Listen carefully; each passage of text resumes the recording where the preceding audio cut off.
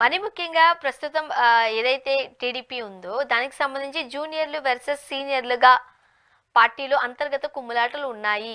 ఇది ఒకటి ప్రధానమైన చర్చగా మనం చూస్తూ ఉన్నాం. కొంతమంది ఖచ్చితంగా లోకేష్ గారు ఉప ముఖ్యమంత్రి అంటున్నారు. మరి కొంతమంది మంత్రులైతే చంద్రబాబు నాయుడు గారు లోకేష్ గారి సమక్షంలోనే కాబోయే సీఎం అంటున్నారు.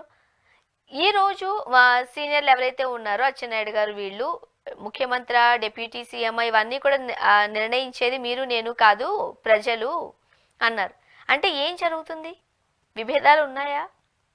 అంటే అంటే రాజకీయ పార్టీలు రాజకీయ నాయకులు తమ కోపాన్ని నేరుగా ప్రవర్తించరు, పరోక్షంగా ప్రవర్తిస్తూ ఉంటారు. అంటే వాళ్ళకు ఉండదు, అంటే వాళ్ళకు ఒక కోరిక ఉంటుంది. ఆ కోరికని నేరుగా చెప్తే నువ్వు పలానా దానికోసం మాట్లాడినా ఉంటారు కదా. అట్లా కాకుండా వేరే సందర్భంలో నిరసన తెలియజేస్తారు. అట్లా ఇప్పుడు లోకేష్ గారు డిప్యూటీ సీఎం వచ్చినప్పుడు ప్రజలు నిర్ణయిస్తారు అంటే, డిప్యూటీ సీఎం ప్రజలకు నిర్ణయిస్తారు, పార్టీయే నిర్ణయిస్తుంది. ముఖ్యమంత్రిని ప్రజలు నిర్ణయిస్తారు, అంటే ఎమ్మెల్యేలు ఎన్నుకుంటే వాళ్ళు ఒకరిని ముఖ్యమంత్రిగా అడాప్ట్ చేసుకుంటారు. వన్స్ ముఖ్యమంత్రి ఎన్ని చేసుకున్న తర్వాత ఉప ముఖ్యమంత్రి మంత్రులు ప్రజలు ఎందుకు నిర్ణయిస్తారు?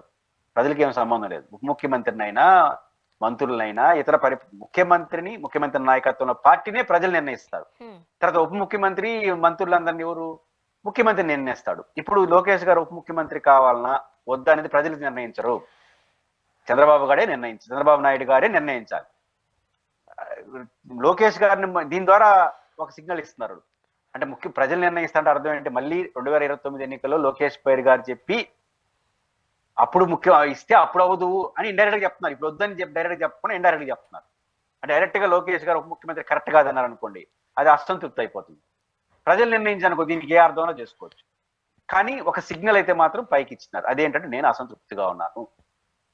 అంటే ఎవరైతే ఇప్పుడు ఇట్లా మాట్లాడుతున్నారు ప్రజలు నిర్ణయిస్తారంటే లోకేష్ గారు కూడా తప్పు కాదు కదా. ప్రజలే కదా నిర్ణయిస్తారంటే వాళ్ళు ఏమి నెగిటివ్ కాదు కదా అంటారు రేపు గొడవ వస్తే. కానీ ఉద్దేశం ఏంటి? ప్రజలు నిర్ణయిస్తారంటే 2029 ఎన్నికల్లో లోకేష్ గారి పేరు చెప్పి ఎన్నికల్లోకి పోతే అప్పుడు గెలిస్తే అప్పుడు అవుతాడు. అంటే ఇప్పుడు వద్దని చెప్పడం ఇండైరెక్ట్ గా. అంటే ఈ వద్దు ఇంత నిర్ణయం ఎందుకు తీసుకుంటున్నాడు? ధిక్కరించినట్టు ఉండకూడదు, మరియు తన అసంతృప్తిని తెలియజేయాలి. అల్టిమేట్ గా లోకేష్ గారికి ఒక విషయం చెప్పారు, నేను కొంచెం కోపంగా ఉన్నాను పట్టించుకో అని చెప్పినారు. ఆ కోపాన్ని ఏదో ఆయన పోయి అడిగితే ఆయన చెప్తాడు ఆయనకి ఏం కావాలి, ఈయనకి ఏం కావాలి, ఈయన ఇబ్బంది లేదు. కానీ మనకు మౌలికంగా చూస్తుంటే లోకేష్ గారు లీడర్ గా ఎమర్జ్ అవుతున్నాడు, పార్టీ లీడర్ గా ఉన్నాడు. ఆయన హెడ్ క్వార్టర్ ని తన చేతిలో తీసుకుంటున్నాడు. అది సహజం, ఎందుకంటే చంద్రబాబు గారు రాజకీయ వారసుడు కాబట్టి. ఈ తీసుకునే క్రమంలో చాలా మార్పులు వచ్చేస్తాయి. ఆయన మనస్తత్వం, ఆయన వయస్సు, ఆయన వ్యవహార శైలి. ఇప్పుడు చంద్రబాబు గారి సెటప్ కి కొంతమంది అలవాటు పడిపోయింటారు సీనియర్లు అందరూ. చంద్రబాబు గారు ఎట్లా మాట్లాడతాడు, ఎలా కనిపించేస్తారు. లోకేష్ గారికి ఇంకొక సెటప్ ఉంటుంది. చంద్రబాబు నాయుడు గారికి లోకేష్ గారికి ఒక 1 year గ్యాప్ ఉంది, ఏజ్ గ్యాప్ ఉంది. కాబట్టి ఏజ్ గ్యాప్ ఉన్నప్పుడు వారితో వ్యవహరించే తీరులో, ఈయన బిహేవియర్ లో చంద్రబాబు గారు ఒక సాధారణ కార్యకర్త నుంచి కష్టపడి పైకెదాడు. లోకేష్ గారు ముఖ్యమంత్రికి మనవడుగా పుట్టాడు, ముఖ్యమంత్రి కొడుగ్గా నడుస్తున్నాడు. ఆయన ఆయన ఆయన ఆయన నేపథ్యం వేరు కాబట్టి ఆయన స్పీడ్ కూడా ఇంకో రకంగా ఉంటుంది. కాబట్టి చంద్రబాబు గారితో మెర్జ్ అయినటువంటి నాయకులందరూ లోకేష్ గారితో అట్లే కావడం కూడా కొంత సమయం పడుతుంది, కానీ అనివార్యం ఇది. కానీ సహజంగా లోకేష్ గారు ఏం కోరుకుంటారు? మనతో పాటు ఇప్పుడు మీరు నేను ఒక ఏజ్ అనుకోండి, కంఫర్ట్గా ఉంటుంది మాట్లాడుకోవడానికి. కొంచెం గ్యాప్ విపరీతంగా ఉండింది అనుకోండి, కొంచెం ఇన్కన్వీనియన్స్ ఉంటుంది, మన ఇద్దరు గొడవలు ఉంటావు. అంటే లోకేష్ గారికి సీనియర్ల కన్నా లోకేష్ ఏజ్ తో సంబంధం ఉన్న వాళ్ళతో బాగుండేదానికి ట్రై చేస్తాడు.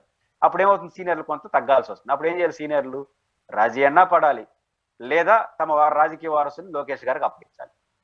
ఇట్లా ఇట్లా కన్విన్స్ కాకపోతే, లోకేష్ గారితో అడ్జస్ట్ కాకపోతే అప్పుడప్పుడు ఇట్లా మాట్లాడుతుంటారు. లోకేష్ గారితో సర్దుకోకపోతే మీరు రాజకీయంగా సర్దుకోవడం తప్ప శాశ్వతంగా ఇంకో మార్గం లేదు. ఇప్పుడు వస్తున్న ఈ అసంతృప్తులు లోకేష్ గారు ఎమర్జ్ అవడం. రెండోది ఆయన ప్రకటన చేశాడు కదా, 2 సార్లు పైన ఉండకూడదు, 3 సార్లు పైన ఉండకూడదు, వీళ్ళందరికీ వర్తిస్తుంది సీనియర్లు అందరికీ. కాబట్టి అది ఇబ్బంది. ఆ ఇబ్బంది నుంచి ఇవన్నీ వస్తున్నాయి కాబట్టి భవిష్యత్తులో జరగబోయే పరిణామాలకి ఇది సిగ్నల్ గా చూడాలి. ఇప్పుడు వైఎస్ఆర్సీపీలో కూడా ఇంతకు ముందు మనం జగన్మోహన్ రెడ్డి గారు కూడా కాస్త అటు ఇటుగా ఇటువంటి ధోరణిని అవలంబించినట్లుగా చూసాం. దాని ఫలితాలే 2024 ఎన్నికలు అంటూ ఉంటారు. ఇప్పుడు అదే తప్పు టీడీపీలో కూడా జరుగుతుంది అని అనుకోవచ్చా? దీనివల్ల నెక్స్ట్ వచ్చే ఎలక్షన్స్ కి ఎలాంటి ఇబ్బందికరమైన పరిస్థితులు ఎదుర్కొనే అవకాశం ఉందంటారు? లోకేష్ గారు జగన్ గారు సక్సెస్ దాన్ని 24లో ఓడిపోవడానికి ఇది కారణం కాదు, పరిపాలన ఆ పద్ధతులు. జగన్ గారు మొదటి నుంచి కూడా, జగన్ గారుకి లోకేష్ గారు చిన్న తేడా ఏంటంటే, జగన్ గారు సొంతంగా పార్టీ పెట్టుకున్నాడు. ఇతింద కాంగ్రెస్ లో ఉండి రాజశేఖర రెడ్డి గారు చనిపోయిన తర్వాత ఆ బాధ్యతలకు వచ్చుంటే ఈ గొడవలన్నీ ఆయన కూడా వచ్చుంటాయి. ఆయనే సొంతంగా పార్టీ పెట్టడం ఇష్టం వస్తాడు, ఇష్టం పోతాడు. ఇది మొదటి పాయింట్. రెండోది, ఆయన కూడా సీనియర్లతో కాస్త రాజశేఖర రెడ్డి గారితో వాళ్ళతో వ్యవహరించిన వాళ్ళతో కొంచెం అన్కంఫర్ట్ గానే ఫీల్ అయినాడు. కొంతమంది సీనియర్లు ఆయన అడ్జస్ట్ అయినారు. పెద్దిరెడ్డి రామచంద్రారెడ్డి గారు, బొత్స సత్యనారాయణ గారు, ఇట్లాంటి ఒకటి చాలా మంది సీనియర్లు అడ్జస్ట్ కాలేకపోయినారు. కాలేరు కూడా వాళ్ళకున్న మనస్తత్వం ఇచ్చారు. జగన్మోహన్ రెడ్డి గారు నిర్ద్వందంగా అడ్జస్ట్ అయిన వాళ్ళని పట్టుకోపోయినాడు. అవసరాల కోసం సీనియర్లు అంతా పక్కన పెట్టుకొని వాళ్ళు నసగతా ఉంటే ఈయన భరించేయాలి కాబట్టి ఉండేవాళ్ళు నాతో ఉంటారు, ఇది నా క్యారెక్టర్, ఇది నా స్వభావం, ఇది దీనికి అడ్జస్ట్ చేయాలి, నాతో రండి, లేకపోతే మీ సాగు మీరు సావనట్టు వదిలేసినాడు ఆయన. అట్లా వదిలేసే రాజకీయాలు లోకేష్ గారు కూడా చేయక తప్పదు ఒక దశ. ఇప్పుడు అదే కదా, 2 సార్లు పైన వద్దు, 3 సార్లు పైన వద్దు, ఇవన్నీ ఎందుకు మాట్లాడుతుంటే ఇష్టం ఉంటే ఉండండి, లేకపోతే పోనని చెప్పడమే. మీరు అడ్జస్ట్ కండి, లేకపోతే మీ కొడుకులను ఎవరిని అప్పగించండి, లేకపోతే పని చూసుకోండి అని చెప్తున్నాడు లోకేష్ గారు. అదే చెప్తున్నాడు. ఈ జెంచర్ లో సక్సెస్ కావచ్చు, ఫెయిల్ కావచ్చు. జగన్ గారు సక్సెస్ అయిపోయినాడు. ఇప్పుడు లోకేష్ గారు సక్సెస్ అవుతాడా? ఇది ఘర్షణ. ఒక భావం నుంచి ఒక మార్పు నుంచి ఇంకొక మార్పు వచ్చినప్పుడు ఘర్షణ జరుగుతుంది. ఆ ఘర్షణలో సక్సెస్ అయిన లీడర్ అవుతాడు, లేకపోతే జీరో అవుతాడు. కానీ లోకేష్ గారు ఈ ఘర్షణలో ఎమర్జ్ అన్నా కావచ్చు, రివర్స్ అన్నా కావచ్చు. ఏం జరుగుతుందనేది ఆయన కెపాసిటీ, పరిస్థితుల ప్రభావం బట్టి ఆధారపడుతుంది. ఏమవుతుందో చూద్దాం. కానీ జగన్ గారు ఆ విషయంలో ఆ మార్పులో సక్సెస్ అయిపోయినాడు. ఈయన సక్సెస్ అవుతాడు